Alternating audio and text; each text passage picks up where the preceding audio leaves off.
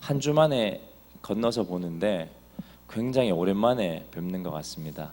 그리고 홍석이도 미국에 있다가 오랜만에 온 것 같네요. 그런데 미국이 좋은 나라라고 생각했는데 얼굴이 새카맣게 탄 거 보니까 예, 미국에서 잘 놀다 온 모양이네요. 네. 하여튼 다들 반갑습니다. 오늘 말씀은 어떻게 하면 볼링을 잘 칠 수 있는가에 대해서 제가 말씀을 전해드리려고 합니다. 어떻게 하면 핀을 쓰러뜨릴 수 있는가? 이 볼링의 기원이 누군지 혹시 아세요? 다들 모르시는구나. 볼링의 기원이 한 세 가지가 있는데 그 중에 한 가지가 뭐냐면 종교개혁자 마르틴 루터라고 아세요? 독일의 종교개혁자입니다. 지금부터 500년 전입니다. 마르틴 루터가 둥그런 그 쇠공을 가지고 나무 장작을 멀리 세워놓고 사단이라고 얘기를 하고 굴려서 넘어뜨린 게 볼링의 기원입니다. 그게 세 가지 중에 하나인데 전혀 잘 모르시네요. 종교개혁자 루터가 볼링을, 그때는 볼링이란 단어도 쓰지 않았습니다. 그냥 그렇게 해서 굴려서 나무 토막을 사단이라 생각하고 그렇게 여흥을 즐겼다, 이런 말들이 나옵니다. 그런 설도 있는데요. 볼링을 잘 하려면 한 가지만 잘 하시면 됩니다. 예, 펜을 뭐라고 하죠? 저기 멀리 있는 걸 핀이라고 하죠. 핀을 잘 째려 보시면요, 알아서 넘어가 줍니다. 여러분의 그런 영성이 다 있기 때문에 오늘 다들 잘 하시라 생각을 합니다. 오늘 제목이 위하여입니다. 위하여 하니까 생각나는 거 없습니까? 지금 몇몇 분 웃고 계십니다. 이게 내가 주로 이렇게 쓰는 용어인데 목사님 이런 거룩한 강단에서 위하여. 그러니까 저도 이제 학교 대학 문화가, 저는 철학과를 졸업했기 때문에 철학과의 문화는 이런 속설이 있습니다. 인문대 앞에 잔디밭은 비와 바람과 공기와 물과 흙이 20% 키웠고 80%는 철학과의 술이 키웠다, 이런 얘기가 있습니다. 그래서 그만큼 철학가가 술을 많이 마셨다는 거죠. 막 뿌리면서 놀았다는 건데,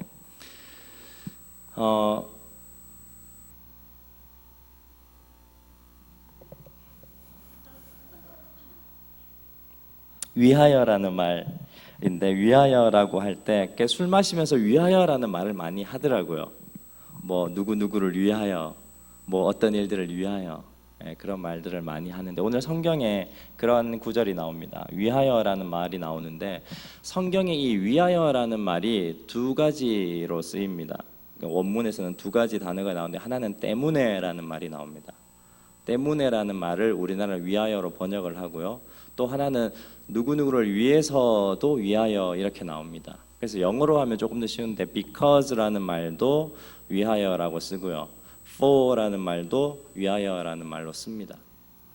근데 이런 성경에서 위하여라는 단어가 한 6,000번 정도 나오거든요. 어마어마하게 많이 나오는데, 이 위하여라는 말에 있어서 딱 두 가지로 요약됩니다. 하나는 사람을 위하여고요, 하나는 하나님을 위하여입니다. 물론 성경에 보면 약대를 위하여 이런 것도 있습니다. 이삭이 결혼하기 위해서 이 아브라함이 아비멜렉 종을 보내죠. 종을 보내어서 그 우물가에 갔는데 사라가 그렇게 약대를 위하여 물을 마시게 했다, 이렇게 약대를 위하여 우물을 떠왔다, 이런 얘기도 나오는데, 성경의 그런 모든 상황과 어떤 걸 모두 종합해 봤을 때 이 위하여라는 단어는 딱 두 가지로 연결됩니다. 하나는 하나님, 하나는 사람입니다. 그래서 성경은 위하여라는 단어를 가지고 성경을 써 나가도요, 읽어봐도 너무너무 재밌습니다. 성경 안에 위하여라는 단어가 너무 많이 나오고, 왜 이 위하여라는 단어가 이렇게 많이 나오게 됐는지 읽어가시면서 묵상을 해보면 참 좋은 묵상거리가 됩니다. 위하여라는 말과 때문에라는 말이 우리는 참 다르다라고 인식을 합니다. 제가 이렇게 한번 얘기를 해보겠습니다. 나는 신명이를 위하여 내가 시간을 낼 거야, 이 어감과 나는 신명이 때문에 시간을 낼 거야, 좀 어감이 다르지 않습니까? 내가 무언가를 위하여, 위하여라는 말을 쓰면요, 기쁨을 가진 자발적 희생을 아래 깔고 있는 것 같아요. 내가 청년부 위해서 뭔가를 한번 해봐야지, 내가 우리 가족들을 위해서 뭘 한번 해봐야지. 그러면 자발적인 순종과 기쁨을 깔고 얘기하는 것 같습니다. 근데 똑같은 말인데 내가 청년부 때문에 이 일을 해야 돼. 같은 말인데 내가 청년부 때문에 이 일을 해야 돼. 이러면 약간 어떤 느낌이 듭니까? 기쁨이 사라진 의무적인 그런 희생을 상황에 깔고 있는 것 같습니다. 때문에는 의무적 희생, 위하여는 자발적인 기쁨의 순종. 근데 사실 성경에서는 그러면 신앙인들이 제일 고민이 뭐냐면요, 이거예요. 성경에서는 사랑하라, 섬겨라, 나누라라고 얘기를 해요. 근데 우리의 마음속에 위하여라고 하는 마음이 생기는 게 아니라 때문에라는 마음이 생긴다는 거죠. 그게 우리 신앙인의 고민입니다. 여기 앞에 이렇게 형제 자매들이 많은데요, 제가 만약에 건재 형제가 있으면 건재 형제를 위해서 사랑하겠습니다 라고 하면 저도 기뻐요. 근데 제 마음은 건재 형제가 너무 싫어요. 예. 너무 잘생겼고, 저는 저보다 잘생기면 다 미워하고 싫어합니다. 너무 잘생겼고 신앙생활도 너무 잘하고 얄밉고 돈도 많고 차도 좋고 키도 크고 그렇게 해서 뭐 다 그러니까, 그렇지만 이렇게 내가 취향에 맞지 않는 사람들에게 그래도 하나님 때문에 이 사람을 사랑해야 될 때가 있다라는 겁니다. 그게 제일 힘든 거죠. 분명 우리의 삶에 있어서 이유는 똑같아요. 하나님 때문에 누구를 위할 수도 있고 하나님 때문에 또 그도 사랑해야 되는데, 우리 마음 안에 있어서 그 하나님 때문에라는 말이 출발은 되지만 그 사람을 봤을 때 위하여라는 말이 나왔으면 좋겠는데, 위하여가 아니라 그래 하나님 때문에 내가 정말 이 미워하는 사람까지 사랑해야지라고 하는데 우리의 마음에 힘듦이 있다라는 겁니다. 그런데 우리는 자꾸만 그렇게 해요. 내가 하나님의 은혜에 충분히 젖어들지 못해서 이건 하나님 때문에 내가 자발적 순종이 아니더라도 해야 돼, 의무적인 순종과 의무적인 사랑을 나누어야 돼 라고 하면 내가 신앙이 없다고 생각하거나 아니면 내 신앙이 낮다라고 생각하는 게 우리의 생각입니다. 그래서 교회에 오면 뭘 배우냐면 하나님의 은혜 가운데 내가 이 사람을 위해서 진짜 하나님의 은혜로 섬기고 사랑하는 그런 자발적인 순종과 기쁨의 마음으로 누군가를 위하여라는 마음을 가질 수 있도록 하는 게 우리 신앙의 성숙이고 성장이다, 이렇게 얘기하는 문화에서 우리가 신앙생활을 해왔습니다. 그런데 바울도 이 문제에 대해서 굉장히 고민합니다. 신앙인이 옆에 있는 사람들을 대할 때 너를 위하여와 너 때문에라는 말은 언제 써야 되느냐, 바울도 굉장히 많이 고민을 하는데요. 로마서에 이렇게 나와 있습니다. 로마서 5장 7절과 8절에 의인을 위하여 죽는 자가 쉽지 않고 선인을 위하여 용감히 죽는 자가 혹 있거니와, 이렇게 되어 있습니다. 조금 풀어서 설명을 하면요, 의인을 위하여 죽는 자가 쉽지 않고라는 말인데요, 이게 거의 없다라는 말입니다. 가능성이 희박하다라는 겁니다. 의인은 성경에서는, 이 로마서에서는 의인이 어떻게 표현되어 있냐면요, 시시비비를 가려서 정의를 이야기하는 사람, 이런 뜻의 단어를 쓰고 있습니다. 그러니까 시시비비를 가려서 이게 옳다라고 하는 사람을 위해서, 의인을 위해서, 옳은 사람을 위해서 죽는 것은 거의 없다라는 겁니다. 그럼 한번 생각을 해봅시다. 여러분들이 지금 누구를 위해서 내가 죽고 싶고, 누구를 위해서 사랑하고 싶고, 누구를 위해서 섬기고 싶은 사람을 한번 떠올려 보십시오. 혹시 있습니까? 있으신 분들은 행복한 분들입니다. 내 인생에 있어서 죽어줄 수 있는 사람, 그를 위해서 사랑할 수 있는 사람, 희생해 줄 수 있는 사람이 있다는 건 행복한 사람입니다. 근데 그 사람에게 내가 그렇게 할 수 있는 사람이 누구냐라고 생각했을 때는 그 사람이 시시비비를 가려서 이건 옳은 거야, 이건 틀린 거야 라고 정의로운 사람, 성경 말씀 표현으로 의인인 사람은 거의 없다라는 겁니다. 의인을 위하여 죽는 자가 쉽지 않다. 두 번째는 선인을 위하여 용감히 죽는 자가 혹 있다. 두 단어를 씁니다. 선인을 위해서 용감히 죽는 자. 그러니까 선인은 뭐라고 하냐면 좋은 사람이라는 겁니다. 격려해주고 칭찬해주고, 이 좋다라는 단어가 그 사람이 좋은 게 아니라 나에게 좋다라는 단어를 쓰고 있습니다. 결국은 나에게 격려해주고 나에게 좋은 것 주고 나에게 잘해주는 사람을 사람들은 선한 사람이다, 착한 사람이다 이렇게 얘기를 한다는 겁니다. 그러면 사람들에게 있어서 옳고 그름을 가려서 하나하나 정이 없는 것처럼 보이면서 시시비비를 가르쳐주는 사람을 위해서는 거의 죽지도 않고, 나에게 좀 좋은 일들을 해주고 격려를 해주는 사람을 위해서 그래도 그 사람을 위해서는 용감히 죽는 자가 좀 있다라고 얘기를 합니다. 그런데 그 다음 8절에, 로마서 5장 8절에 우리가 아직 죄인 되었을 때라는 말을 씁니다. 그게 뭐냐면 우리가 정말 선인도 아니고 의인도 아니고 우리가 죄인일 때 우리를 위하여 죽을 수 있는 사람이 있느냐라고 물어봅니다. 그 성경은 없다라고 얘기를 하는 거죠. 이 세상에 위하여라는 단어를 쓸 때 사람이 딱 걸리는 게 한 가지라는 겁니다. 사람은 뭘 위하여 할 수 있느냐? 다른 사람을 위하여 절대 그럴 수 없고, 나에게 이익이 관계되어 있을 때, 내가 좋아질 때, 내가 무언가 떨어지는 것이 있을 때 그 사람을 위하여 사랑한다라는 겁니다. 이게 바울의 사람의 위하여라는 단어의 결론입니다. 우리는 조금 이런 일들에 대해서 받아들일 필요가 있습니다. 바울의 고민에 대해서 받아들일 필요가 있는 게, 위하여와 때문에를 굉장히 우리는 구분하는 삶을 삽니다. 위하여 이러면 그렇지, 그 사람 위하여 내가 자발적으로 하는 것 같고, 너 때문에 내가 뭘 해야 돼 이러면 자발적이지 않지만 무언가 다른 더 큰 원인에 의하여 내가 이렇게 섬겨야 돼, 그게 하나님의 뜻이든 성령의 인도하시는 그걸 섬겨야 돼 이렇게 얘기하지만, 바울은 이 위하여와 때문에를 절대 구분한 사람이 아닙니다. 인간 자체는 뭐냐, 위하여나 때문에 그건 너희들의 생각에는 나눠진 것 같지만 바울이 보기에는 하나라는 겁니다. 바울은 그래서 위하여는 기쁨을 나타내고 때문에는 의무를 이야기하는 것 같지만, 기쁨과 의무는 거꾸로 이야기하면 반대편의 입장에서는 똑같은 또 반대의 입장이 되는 것. 인간의 한계를 생각했을 때는 위하여든 때문이든 결국은 인간이 행동하는 데는 뭐가 들어가느냐, 나의 이익과 나를 위하여, 결국은 다르게 얘기하면 나를 위하여 너를 위해 사랑한다라는 겁니다.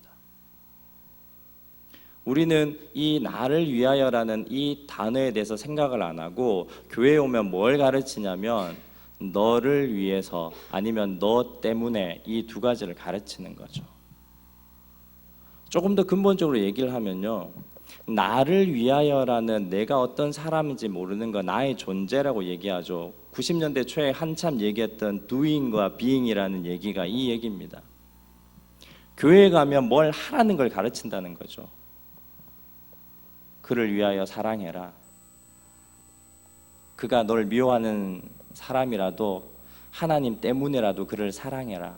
결국은 너가 어떻게 살아야 되는지를 가르쳐 준다라는 겁니다. 근데 그게 왜 우리 삶에 확 들어오지 않고 왜 그것이 우리가 힘있게 못 일어나냐면, 그렇게 내가 그를 위하여 사랑하거나 아니면 그가 밉지만 하나님 때문에 그를 사랑했을 때, 너 때문에 내가 이렇게 사랑도 해야 돼, 하나님 믿으니까, 그렇게 얘기를 했을 때 그 사랑들이 온전하게 계속해서 지속되지 못하는 가장 큰 이유가 나에게 위함이 안 된다라는 겁니다.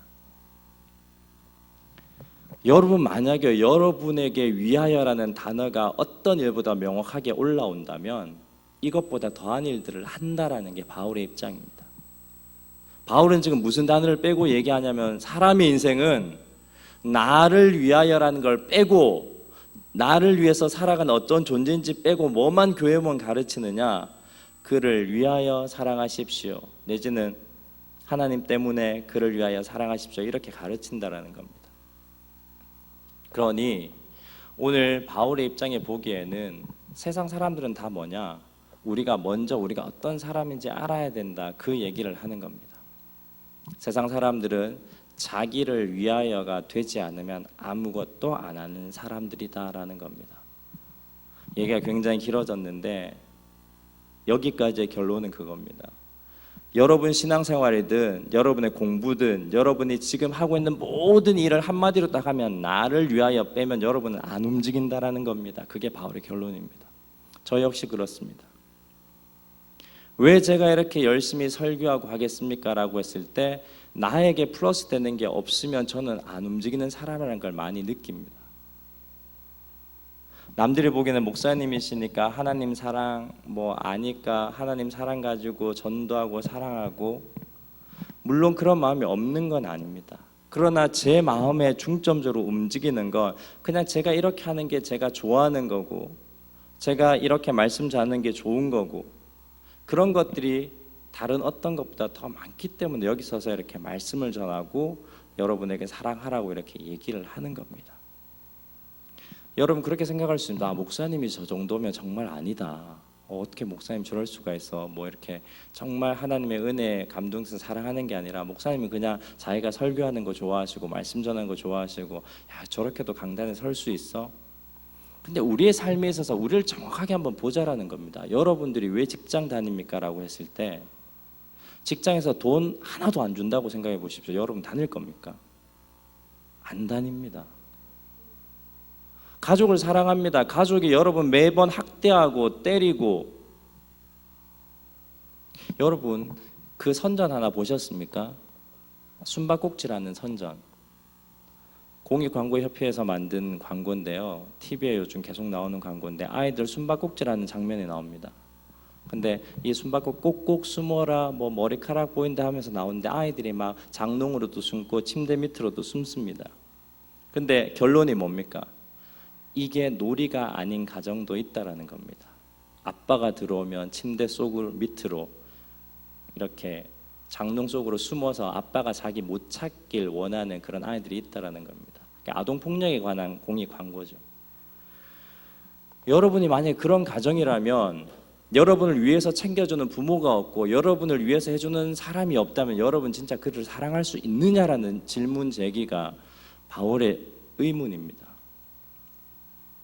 저는 여기에 정말 격하게 공감합니다. 사람은 자기를 위하지 않는 모든 것에 대해서 사랑할 수 없는 존재입니다. 그걸 성경은 뭐라고 해요? 죄인이라고 표현합니다. 죄인이라는 게 뭐 남을 찔러 죽이고 욕하고 거짓말하고도 물론 죄인이지만, 죄인은 뭐냐면 나를 뺀 상태에서 무언가 하지 못하는 그 상태가 다 죄인입니다. 세상에서는 근대 이후로 왜 여러분들이 이런 얘기를 들으면 어색하고 불편한지 아십니까? 근대 이후로 우리의 사상을 이끈 모든 사상들이, 근대는 언제부터 시작합니까? 한 1700년대부터 시작합니다. 그때부터 우리의 머리에 심어준 게 뭡니까? 주체는 인간이고 주체는 나라는 생각입니다. 성경은요 완전히 다른 책입니다. 교회문 여러분이 불편한 이유가 뭐냐면 근대의 사고하고는 완전히 다릅니다. Enlightenment라고 하는데 그걸 계몽이라고 합니다. 빛을 비춰주는 거라고 하거든요.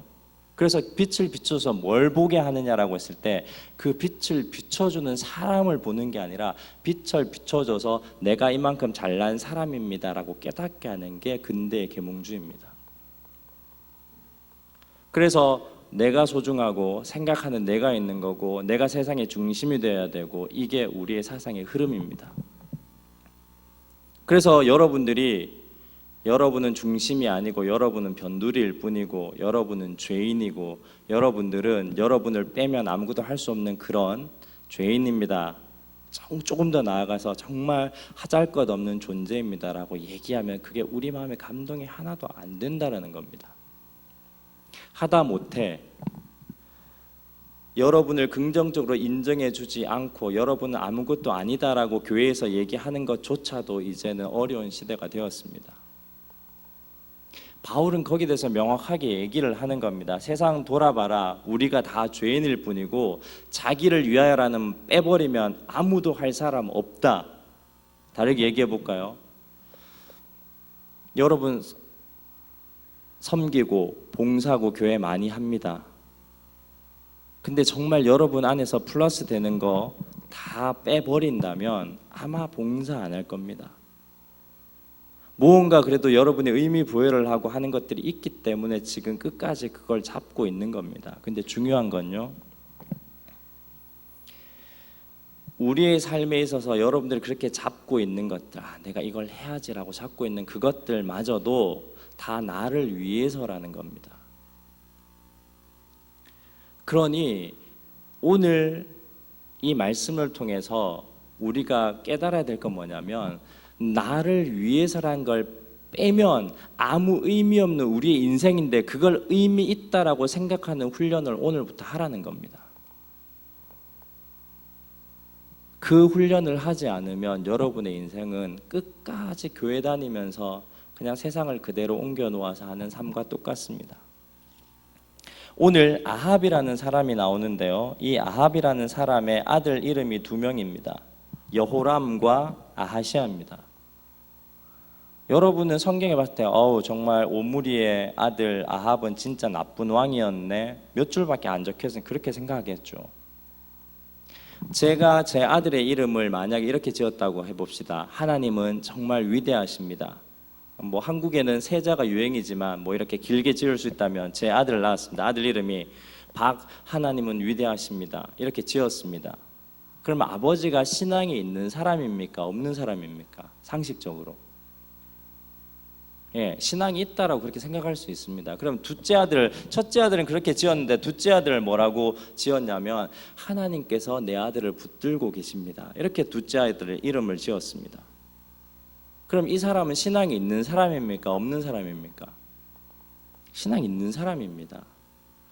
성경은 여러분들이 너무 표면적으로 읽으면 아합이라는 사람이 오므리라는 그 시므리를 반역한 왕이, 오므리가 사마리아 세멜에게 사마리아 산을 사서 거기 사마리아 성을 짓고 수도로 만들어서 천도를 해서 한 그 극악무도한 오므리의 아들로 아합은 날 때부터 하나님 안 믿고 나쁜 사람이네, 이렇게 우리는 이해한다는 겁니다. 근데 성경은 전혀 그렇지 않습니다.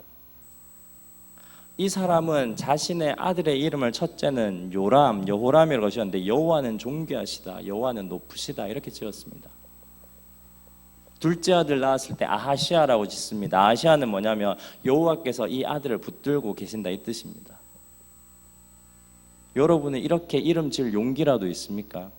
여러분의 자녀가 태어났을 때 내 아들은 여호와께서 붙드신다, 그렇게 해서 이름을 지을 용기가 있냐는 겁니다. 아합은 표면적으로는 굉장히 악한 사람으로 나와 있지만 그의 마음에 신앙이 있었다는 겁니다. 그런데 중요한 건 오늘 성경 말씀에 이렇게 되어 있습니다. 32절에 사마리아에 건축한 바알의 신전의 새로운 수도가 사마리아입니다. 사마리아에 건축한 바알의 신전 안에 바알을 위하여 제단을 쌓고, 바알을 위하여라고 되어 있습니다. 근데 진짜 아합이 바알을 위하여 제단을 쌓았습니까? 아닙니다.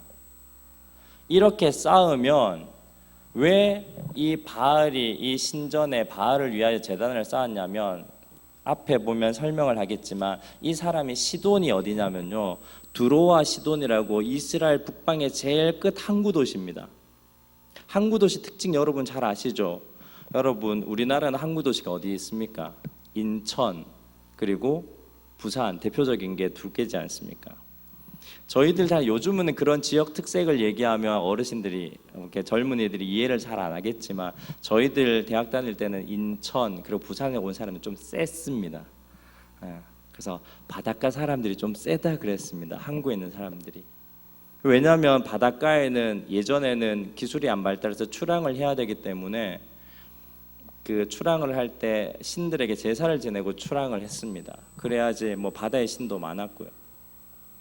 그런 그 두로와 시돈도 그렇게 우상들이 많았던 동네고 그런 지역이고, 또 하나는 뭐냐면 그렇게 우상 시돈과 두로에 있어서 무역을 많이 하니까 그 지중해 큰 무역 도시니까 돈들이 많이 들어오게 됩니다.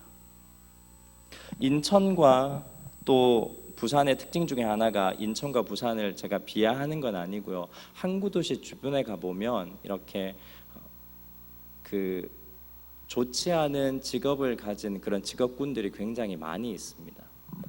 그러니까 여인들도 그렇고 남자들 사기꾼도 좀 이렇게 있고, 예전에는 그런 것들이 문화적으로 좀 있었습니다. 지금은 이제 뭐 글로벌 시대니까 그런 것들이 점차 희석되어 가지만 예전에 지역 특색들이 있었습니다.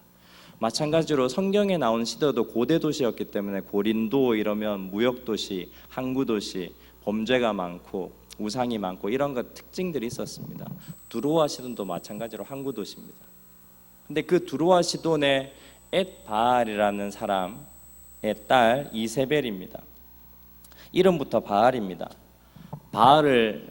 바알과 함께라는 사람, 엣바알이 바알과 함께라는 뜻입니다. 바알과 함께라는 아버지의 딸이 이세벨인데, 이세벨과 이 아합이 결혼을 합니다. 그러면서 이세벨이 믿었던 그 신을 가지고 자기 사마리아 하나님을 섬기기 위해 지은 성전 안에 드립니다. 그리고 그를 위하여, 바알을 위하여 제단을 쌓았다. 그럼 무엇입니까?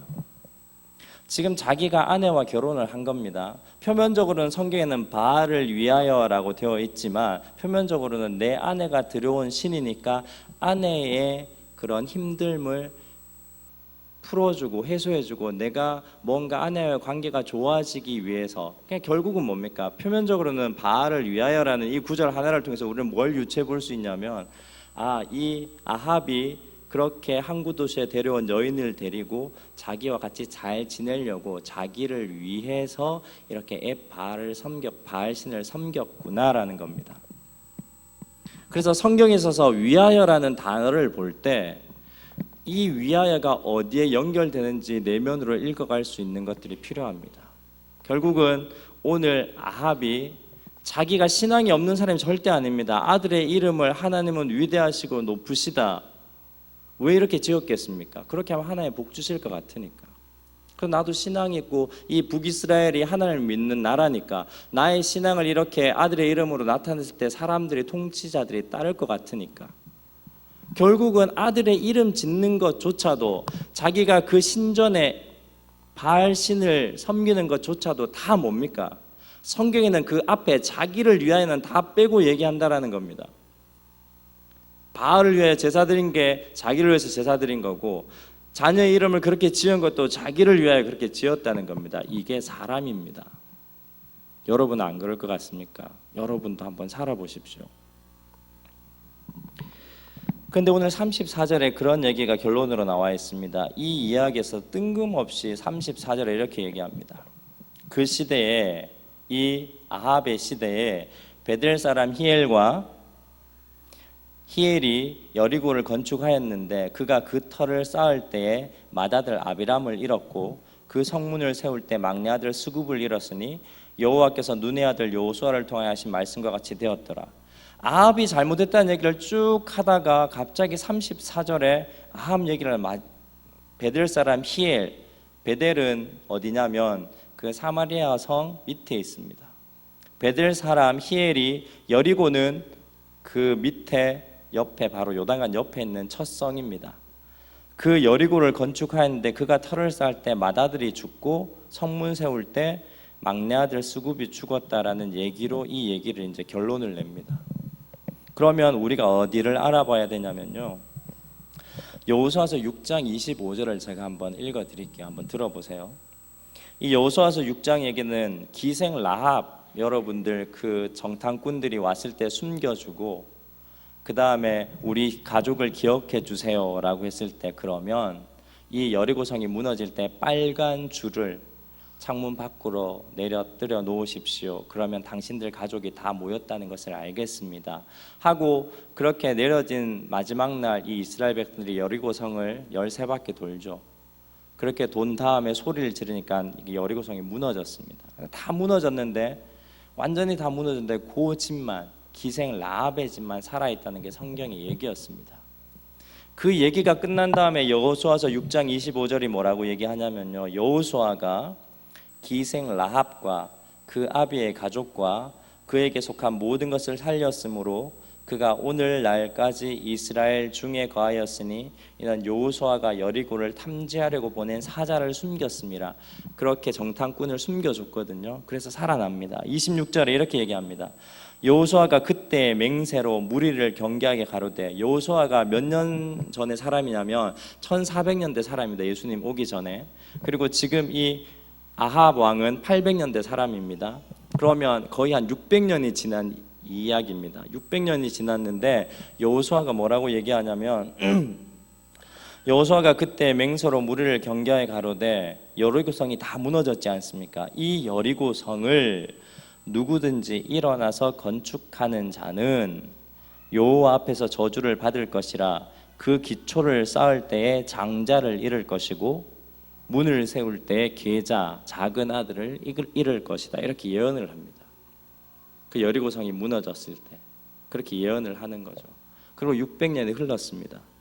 그리고 오므리가 사마리아 산을 샀고 사마리아에서 그 성을 만들고, 그 다음에 그 아들 아합이 왕이 되어서 바알 신전을 성전 안에 가져오는 일을 했을 때, 그 당시 어떤 사람이, 이 히엘이라는 사람이, 히엘은 뭐냐면 하나님을 위하여라는 뜻입니다. 그런 하나님을 위하여라는 사람이, 히엘이라는 사람이 그 여리고성을 다시 지었다라고 얘기를 합니다. 하나님을 위하여라는, 표면적으로 하나님을 위하여라는 사람이 성을 지었는데, 그때 이 여호수아가 600년 전에 예언한 것처럼 기초를 쌓을 때 장자라서 죽는다라고 해서 그 터를 쌓을 때 맏아들 아비람이 죽었고, 그 다음에 성문을 세울 때 계자 작은 아들이 죽는다고 했는데 그 성문을 세울 때 막내 아들 스굽을 잃었다. 그래서 600년 전에 여호와께서 눈의 아들 여호수아를 통해 하신 말씀과 같이 되었다라고 얘기를 합니다. 그런데 제가 뭐라고 말씀드렸습니까? 여호람이란 이런 뜻이 하나님은 존귀하시다, 여호와는 높으시다, 이런 뜻이었고, 아시아 둘째 아들이 여호와는, 여호와께서 내 아들을 붙들고 계시다, 이렇게 얘기를 드렸죠. 사실 성경은 비유로 보면 굉장히 이렇게 혹하지만, 이렇게 봐서는 안 되지만, 이 성경 열왕기상 16장 34절에 대해서는 많은 신학자들이 이 이야기는 가공의 이야기고 누구를 향해 지목하는 선지자적인 글이다라고 대부분 이 구절의 해석을 다 하고 있습니다. 그게 무슨 얘기냐면, 지금 이 아합이라는 왕이 표면적으로는 히엘, 하나님을 위하여 사는 것처럼 그렇게 산다는 겁니다. 권력도 얻고 사마리아 성도 만들고, 자기 아들 이름도 하나님 믿는 것처럼 짓고, 자기 아내하고 이방 아내하고 잘 살기 위해서 그렇게 막 성전도 가지고 오고, 그러면서 표면적으로는 나를 위하여 산다라고 안 하고 다 하나님을 위하여라고 살고, 하지만 결국은 다 자기를 위해서 했다는 거죠. 근데 그걸 비꼬아서 뭐라고 하냐면, 히엘이라는 사람이, 하나님을 위하여라는 사람이 첫째 아들 아비람을 잃었다고 하는데, 아비람은 나의 아버지는 고상하시다, 높으시다, 아비람, 그 요람과 똑같은 뜻입니다. 그 다음에 이 스굽은 뭐냐면 높여진 자, 붙들어서 높여진 자, 이런 뜻입니다. 아시아가 무슨 뜻이라고 했습니까? 여호와께서 붙들고 계신 자다. 결국 무슨 말입니까? 이 34절은 지금 히엘이라는 사람, 이 아합이라는 사람의 모든 인생을 봤을 때는 정말 자기를 위하여 사는데, 교묘하게 하나님을 위하여, 내 가족을 위하여, 내 자녀들을 위하여, 백성들을 이렇게 다 꾸미고 사는데, 그 표면적인 이름은 뭘 붙이느냐? 하나님을 위하여라고 붙이고 산다라는 겁니다.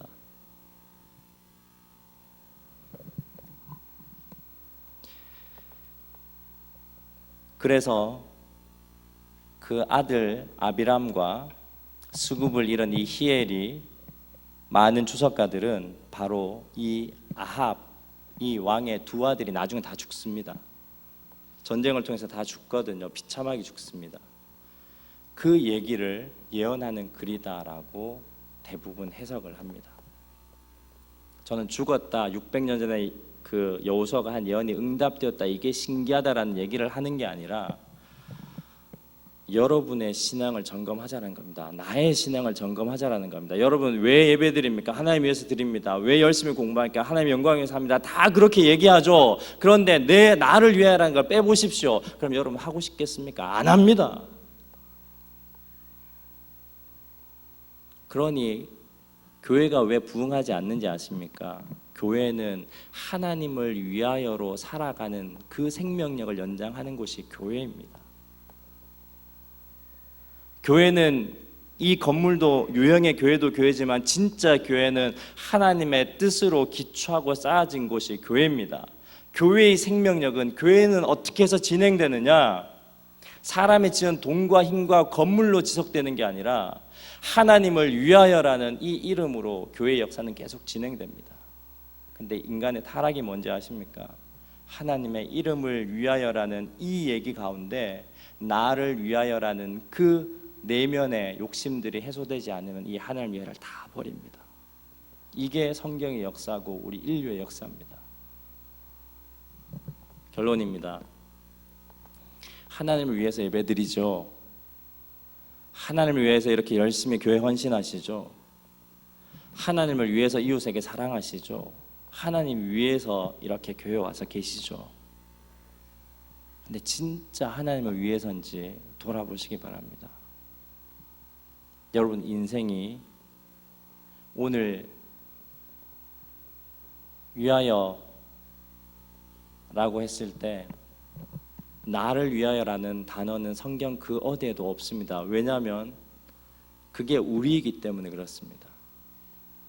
우리의 인생의 삶은 뭐냐면 무던히 나를 위하여라는 단어를 진짜 없애나가는 겁니다. 성경에서는 표면적으로는 안 보이지만 하나님을 위하여 삽니다. 누굴 위하여 삽니다. 이웃을 위하여 살아갑니다 라는 단어를 통해서 들춰내는 인간을 폭로시키는 책인데 그 폭로가 뭐냐면 너희가 이웃을 위하여 사랑한다라고 하지만 나는 너희의 행한 일을 알지 못한다. 그게 마태복음 예수님의 마지막 설교 아닙니까? 너희가 내 이름으로 병자를 낫게 했다고 나는 한 번도 모른다. 너희가 가난한 자를 내 이름으로 했다고 나는 너희들 모른다. 무슨 말입니까? 우리가 지금 하고 있는 모든 신앙생활이 히엘 여호와를 위하여 하나님을 위하여라고 우리는 다 얘기하고 있겠지만 심판날에 가서 예수님이 와서 몰라 너희들 뭐 했는데 저 구유교에서 하나님 위해서 찬양했는데요 몰라 그것도 했냐? 그럴 수 있다라는 겁니다. 충분히. 오늘 아합이 다른 사람이 아니라 아합이 우리입니다. 표면적으로는 가족의 평화를 위해서 바알 신도 섬기고 백성들에게 자신의 통치 신임을 얻기 위해서 자녀의 이름도 그렇게 멋지게 정하고 우리 왕은 참 좋은 왕이야 이렇게 얘기를 듣고 표면적으로 흘러갔겠죠. 근데 성경을 쓴 이 사람은 이 시대를 바라보면서 히엘이라는 사람이 600년 전에 하나님의 말씀이 이루어지는 이런 사태를 만들어지게 된다라고 통렬하게 비판하고 있는 겁니다. 한번 돌아보시기 바랍니다. 진짜 나를 위한 게 아무것도 없는데도 하나님을 위하여 섬기고 봉사하고 있는지 아니면 내게 떨어지는 거 아무것도 없어서 이런 것들이 재미없어지고 힘이 빠지고 있는지 예배가 왜 죽어가고 왜 봉사하는 사람들이 처체에 줄어들고 왜 내게 힘든 일만 생기면 다 교회를 떠나는지 아십니까? 나를 위해서 하나님을 섬겼기 때문입니다. 오늘 결론 제가 이 말을 하고 싶었습니다.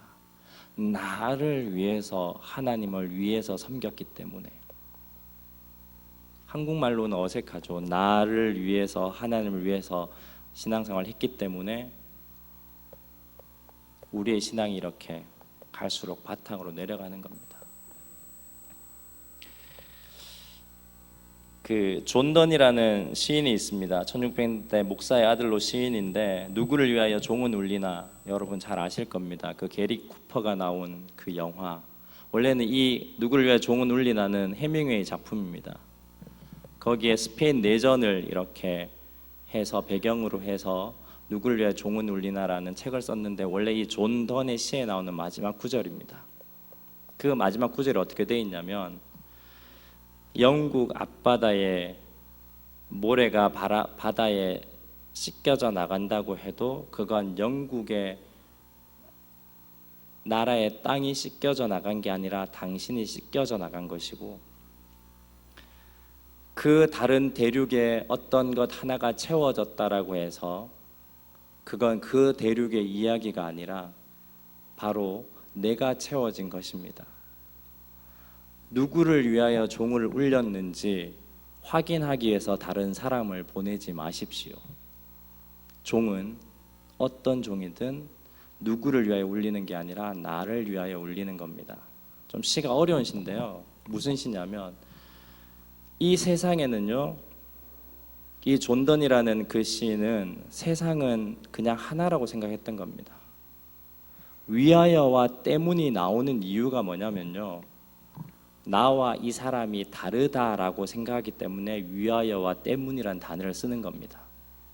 만약 이렇게 생각해 봅시다.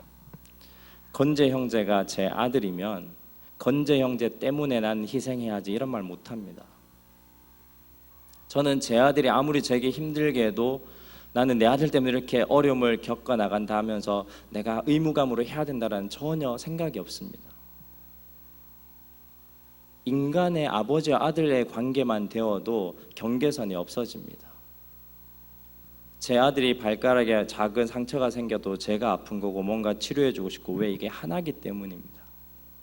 존던이 시에서 말했던 거, 누구를 위하여 신은 종을 울려주냐가 아니라 이번에는 저를 위해서 하나님께서 움직였습니까? 야, 한번 확인해봐. 이렇게 사람 보낼 필요가 없다는 겁니다. 세상의 모든 일들은 너가 나고 나가 너라는 겁니다. 이걸 존던은 그 시에서 얘기를 했던 겁니다.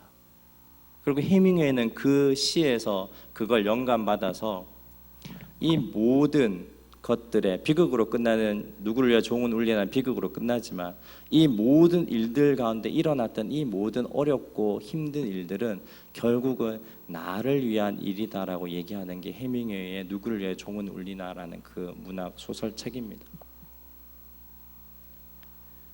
결국은 오늘 우리 신앙인들이 가져야 될 생각들은 나를 위하여 너를 위하여라는 갈리는 그 삶들을 하나님께서는 원하지 않습니다. 에베소서에서 계속 강조하는 게 뭐냐면, 신약에서 강조하는 게 뭐냐면 하나님을 머리로 둔 교회는 모든 세계가 하나라고 얘기를 합니다. 나와 너의 경계가 없다라는 겁니다. 그래서 교회에서 제일 쓰서 안 되는 말이 뭐냐? 너 때문에 내가 열심히 일해야 된다. 나는 너를 위해서 내가 사랑할 거야. 이런 말을 결국에는 안 썼으면 좋겠다라고 가는 게 바울의 신학입니다. 내가 너고 너가 나라는 겁니다. 우리는 같은 한 죄인으로서 하나라는 겁니다. 근데 우리가 이게 안 되기 때문에 누구를 위하여 내가 희생하는 것 같고 누구의 죄 때문에 내가 어려움을 당하는 것 같고 라는 겁니다. 그런데 바울은 로마서 5장 8절에 그러나 우리가 아직 죄인 되었을 때, 다 똑같이 너희들은 죄인 아니냐, 죄인 되었을 때 그리스도께서는 다 너희를 위해 죽었다. 그냥 너희는 한 형제요 자매다. 그게 바울이 얘기하고 싶었던 겁니다. 하나님을 위하여 산다라고 하면서 우리는 하나님을 위하여 사는 것을 현실에 있어서 누구를 위하여라는 걸로 하나님을 위하여 산다는 걸 증명하는 인생을 살고 있습니다. 가난한 자가 내 앞에 있으면 나는 하나님을 위해서 살기 때문에 이 가난한 사람에게 자선을 베풉니다. 그게 우리의 신앙이다라고 얘기를 합니다. 그런데 중요한 것은 그렇게 하나님께 인정받고자 하는 그 마음까지도 하나님께서는 우리에게 뭐라고 얘기하시냐면 그 마음조차도 없어졌으면 좋겠고, 너희가 죄인임을 깨닫는다면 나은 사람도 높은 사람도 다 없고 표면적으로 높고 낮음이 있겠지만 너희들은 그냥 다 똑같은 내가 너고 너가 나라는 걸 알았으면 좋겠고, 누구를 위하여 사는 삶이 아니라 내가 하나님의 말씀에 따라서 밀려서 누구를 사랑해야지 이런 삶이 아니라 그냥 그런 경계가 없는 삶으로 내가 너고 너가 나는 그 삶 가운데 살았으면 좋겠다라는 바울의 말이요, 오늘 하나님께서는 그것이 너희가 진짜 구태여 인간의 말로 표현한다면 자기를 위하여 사는 것은 진짜 그런 게 자기를 위해서 사는 거다라고 오늘 말씀을 하는 겁니다. 여러분이 나중에 몇백 년이 지나서 어떤 사람들이 여러분의 삶을 할 때 그렇게 얘기합니다. 구이교회 청년들 많았고 성도들 많았는데 겉 표면으로는 희엘이라고 많이 불렸는데 다들 꿍꿍이 속으로 자기 이속 다 챙기고 살더라. 심지어 하나님 섬기는 것조차도 하나님한테 인정받으려고 하는 욕심으로 하나님을 위하여라는 이름으로 표면적으로 살면서 다 자기 꿍꿍이 그런 것과 챙기고 살더라. 그래서 어떻게 산지 아느냐? 그때 대한민국의 장자들이 다 죽었고 대한민국 사회의 계자들이 다 죽어나가는 그런 종교의 암흑기였다. 그렇게 이 시대를 누군가가 평가할 수 있다라는 겁니다. 기도하겠습니다.